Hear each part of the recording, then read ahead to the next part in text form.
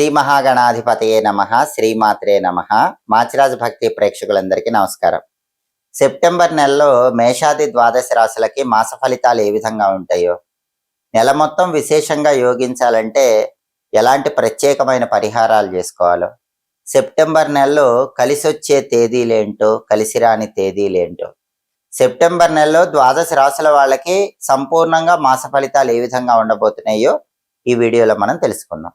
వృశ్చిక రాశి వాళ్ళకి సెప్టెంబర్ నెలలో మాస ఫలితాలు పరిశీలిస్తే సెప్టెంబర్ నెలలో అన్నింటా మీదే పై చేయిగా ఉంటుంది.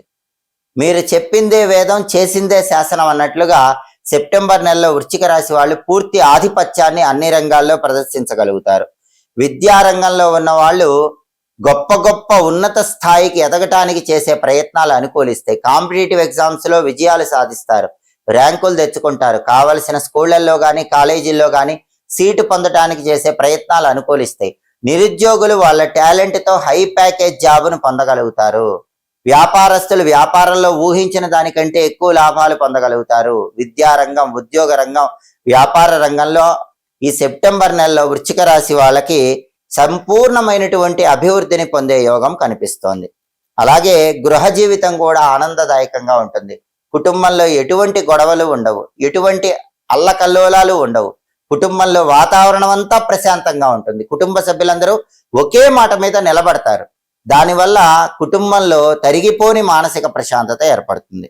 అలాగే కుటుంబ సమేతంగా పుణ్యనది స్నానాలు వృశ్చిక రాశి వాళ్ళు చేస్తారు. తీర్థయాత్రలకు వెళ్తారు, పుణ్యక్షేత్ర సందర్శనం చేస్తూ ఉంటారు. అలాగే కుటుంబ జీవితంలో ఆనందం వల్ల సాంఘిక జీవితంలో కూడా మంచి పురోభివృద్ధిని సాధించగలుగుతారు. దూర ప్రాంతాలకు ప్రయాణాలు చేస్తారు. సోదరులతో సఖ్యత పెరుగుతుంది. ఇంతకుముందు వృశ్చిక రాశి వాళ్ళకి సోదరులతో ఏవైనా విభేదాలు ఉంటే ఆ విభేదాలన్నీ కూడా సమసిపోతాయి. సోదరుల యొక్క పరిపూర్ణమైన సహాయ సహకారాలను పొందగలుగుతూ ఉంటారు. అలాగే రాజకీయ నాయకులను కలుసుకుంటారు, సమాజంలో పేరు ప్రతిష్టలు ఉన్న వాళ్ళని కలుసుకుంటారు. వాళ్ళ పరిచయాల వల్ల జీవితంలో ఒక మెట్టు పైకి ఎదగటానికి చేసే ప్రయత్నాలన్నీ వృశ్చిక రాశి వాళ్ళకి చాలా చక్కగా అనుకూలిస్తాయి. అలాగే స్త్రీ సౌఖ్యం ఉంటుంది. అంటే వృశ్చిక రాశి పురుషులైనా వృశ్చిక రాశి స్త్రీలైనా ఇతర స్త్రీల యొక్క సహాయ సహకారాల వల్ల జీవితంలో పురోభివృద్ధిని సాధించగలుగుతారు. ధనలాభం అనేది ఊహించిన దానికంటే 10 ఎక్కువగా ఉంటుంది. చేస్తున్న వృత్తి వ్యాపారాల్లో కూడా మంచి పురోభివృద్ధి కనిపిస్తూ ఉంటుంది. అలాగే ప్రయాణాలు చేసేటప్పుడు మాత్రం వృశ్చిక రాశి వాళ్ళు కొద్దిగా జాగ్రత్తలు తీసుకోవాలి. వెల్లుల్లిపాయ దగ్గర పెట్టుకొని ప్రయాణం చేయాలి. దుర్గానామం స్మరించుకుంటూ ప్రయాణం చేయాలి. అప్పుడు ప్రయాణాల్లో రాబోయే చిన్న చిన్న ఇబ్బందుల్ని అధిగమించవచ్చు. మొత్తం మీద పరిశీలిస్తే వృశ్చిక రాశి వాళ్ళకి సెప్టెంబర్ నెలలో ప్రతి రంగంలో కూడా మీదే పై చేయి అన్నట్లుగా సంపూర్ణమైన ఆధిపత్యాన్ని ప్రదర్శిస్తూ అద్భుతమైన శుభ ఫలితాలు అందిపుచ్చుకోగలుగుతారు.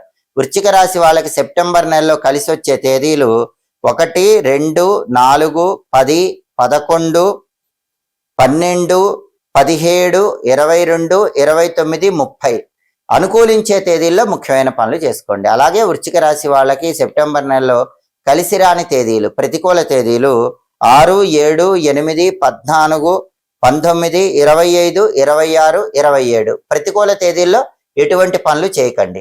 అలాగే వృశ్చిక రాశి వాళ్ళు ఈ సెప్టెంబర్ నెల మొత్తం బాగా అదృష్టం కలిసి రావాలంటే వీలైనప్పుడు ఈ నెలలో వచ్చే ఆదివారాలు దుర్గా ఆలయ ప్రాంగణంలో నిమ్మదీపాలు వెలిగించండి.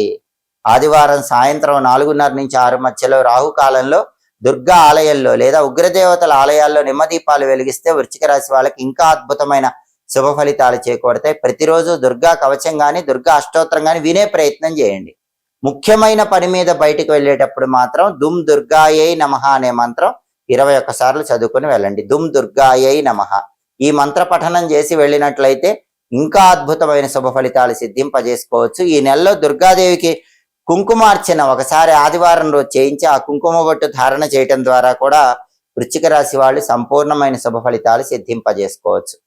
మననాత్ త్రాయతే ఇది మంత్ర, మననం చేయటం ద్వారా మనల్ని రక్షించేదే మంత్రం. కలియుగంలో ఎన్నో రకాలైన ఆర్థిక, ఆరోగ్య, కుటుంబ సమస్యల నుంచి బయటపడటానికి మంత్రం అనేది విశేషంగా సహకరిస్తుంది. చిన్న చిన్న మంత్రాలు జపించుకుంటే జీవితంలో ఎదురయ్యే పెద్ద పెద్ద సమస్యల నుంచి సులభంగా బయటపడచ్చు. ఎవరైనా సరే పని మీద బయటికి వెళ్ళేటప్పుడు పనుల్లో ఆటంకాలు, విఘ్నాలు రాకుండా ఉండాలంటే గణపతికి సంబంధించిన చిన్న మంత్రం ఉంది. అదే గణపతి షడక్షర మంత్రం. వక్రతుండాయ హుం. దీన్ని గణపతి షడక్షర మంత్రం అంటారు. రోజు పని మీద బయటికి వెళ్ళేటప్పుడు ఒక 21 సార్లు లేదా 11 సార్లు వక్రతుండాయ హుం అనుకొని వెళితే పనుల్లో ఆటంకాలు ఉండవు, విఘ్నాలు ఉండవు, పనులు సులభంగా పూర్తవుతాయి. అలాగే ఏ పని చేసినా సరే ఆ పనిలో విజయం తొందరగా లభించాలంటే గణపతికి సంబంధించిన ఇంకొక చిన్న మంత్రం ఉంది. ఆఫీసులో ప్రమోషన్లు తొందరగా రావాలన్నా, వ్యాపారంలో లాభాలు తొందరగా రావాలన్నా, విద్యారంగంలో కాంపిటేటివ్ ఎగ్జామ్స్ లో ర్యాంకులు తొందరగా రావాలన్నా, మనస్సులో ఏ కోరిక ఉన్నా సరే ఆ కోరిక తొందరగా నెరవేరాలంటే గణపతికి సంబంధించిన ఒక చిన్న మంత్రం ఉంది. ఆ మంత్రం ఏంటంటే గం క్షిప్ర ప్రసాదనాయ నమః. ఇది మంత్రం. క్షిప్ర ప్రసాదనాయ నమః అంటే ఏంటంటే మనసులో ఉన్న కోరికలు వెంటనే నెరవేర్చే గణపతికి నమస్కారం అని అర్థం. క్షిప్ర అంటే వెంటనే అని అర్థం. క్షిప్ర ప్రసాదనాయ అంటే వెంటనే నెరవేర్చేవాడు అని అర్థం. కాబట్టి గణపతికి సంబంధించిన గం క్షిప్ర ప్రసాదనాయ నమః అనే మంత్రం రోజు ఒక 11 సార్లు లేదా 21 సార్లు చదువుకుంటే మనసులో ఏ కోరికలున్నా ఆ కోరికలు తొందరగా నెరవేరుతాయి. ఇలా విఘ్నాలు పోవటానికి, కోరికలు తొందరగా నెరవేరటానికి గణపతి మంత్రాలు విశేషంగా సహకరిస్తాయి. అలాగే కలియుగంలో శత్రు బాధలు అనేవి ప్రతి ఒక్కరికి ఉంటాయి. కనిపించే శత్రువులు, కనిపించని శత్రువులని శత్రువులు 2 రకాలుగా ఉంటారు. ఈ శత్రు బాధలన్నీ పోగొట్టే సుబ్రహ్మణ్య మంత్రం ఒకటి ఉంది. ఆ మంత్రం ఏంటంటే ఓం స్కందాయ నమః.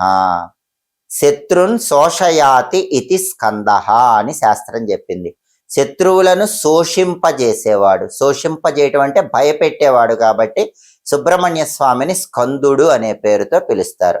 కాబట్టి ఎవరైనా సరే ఆఫీసులకు వెళ్ళినప్పుడు ఆఫీసులో కొలీగ్స్ వల్ల కానీ, బాస్ వల్ల కానీ ఇబ్బందులు లేకుండా, వ్యాపారంలో కూడా శత్రువుల వల్ల ఇబ్బందులు లేకుండా, మీరు ఆఫీసుకు వెళ్ళినా, వ్యాపార సంస్థకు వెళ్ళినా, విద్యార్థులు స్కూళ్ళకి కాలేజీలకి వెళ్ళినప్పుడు అక్కడ మీకు అసూయతో శత్రువులు రాకుండా ఉండాలన్నా ఓం స్కందాయ నమః ఈ మంత్రాన్ని ఒక 11 సార్లు లేదా 21 సార్లు ఉద్యోగానికి వెళ్ళినప్పుడు ఆఫీసులో కానీ, వ్యాపార సంస్థలో కానీ, స్కూళ్ళల్లో కానీ, కాలేజీలో కానీ చదువుకోండి.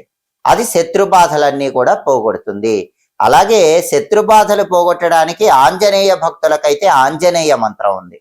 ఆ ఆంజనేయ మంత్రం ఏంటంటే ఓం హరిమర్కట మర్కటాయ నమః.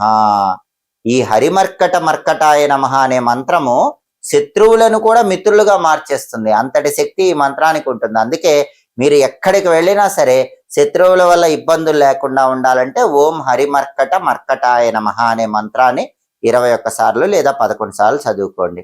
అలాగే ధనమూలం ఇదం జగత్. ప్రపంచం మొత్తం డబ్బు చుట్టూ తిరుగుతోంది.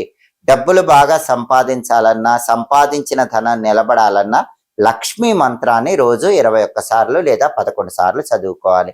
శక్తివంతమైన లక్ష్మీ మంత్రం ఏంటంటే ఓం శ్రీం శ్రీయై నమః. శ్రీం అంటే లక్ష్మీదేవి బీజాక్షరము, శ్రీయం అంటే సంపద. సంపదలిచ్చే లక్ష్మీదేవి శక్తి లభించాలి, ఆ శక్తికి నమస్కారం అన్న అర్థంలో ఓం శ్రీం శ్రీయై నమః ఈ చిన్న మంత్రాన్ని రోజు ఇంట్లో దీపం పెట్టేటప్పుడు 21 సార్లు లేదా 11 సార్లు చదువుకుంటూ లక్ష్మీదేవిని మనస్సులో స్మరించుకుంటే లక్ష్మీదేవి అనుగ్రహం కలుగుతుంది. దానివల్ల ఆర్థికంగా ఎలాంటి ఇబ్బందులు ఉండవు. అలాగే ఈ రోజుల్లో చాలా మందికి ఉన్న ప్రధానమైన సమస్య ఆరోగ్య సమస్య. ఆరోగ్యం బాగుండాలంటే ఆరోగ్యం మొత్తం సూర్యుడి చేతుల్లో ఉంటుంది. ఆరోగ్యం భాస్కరాధిచ్చేత్ అంటుంది శాస్త్రం. కాబట్టి సూర్యుడికి సంబంధించి ఒక చిన్న నామం ఉంది. ఆ నామాన్ని ప్రతిరోజు 12 సార్లు చదువుకోవాలి. అది చదువుకుంటే గనక ఆరోగ్యపరంగా అనుకూల ఫలితాలు వస్తాయి. ఆ నామం ఏంటంటే ఓం సవిత్రే నమః. సవిత్రే నమః అంటే సూర్యమండల అంతర్భాగంలో ఉన్న సవితృదేవతల శక్తితో ఉన్న సూర్యుడికి నమస్కారం అని అర్థం. ఈ మంత్రం రోజు 12 సార్లు చదువుకోండి. చక్కటి ఆరోగ్య ప్రాప్తిని సిద్ధింపజేసుకోవచ్చు. అలాగే ఆధునిక కాలంలో దిష్టి దోషాలు ఎక్కువగా ఉంటున్నాయి. ఎదుటి వాళ్ళ ఏడుపు ఎక్కువగా ఉంటుంది.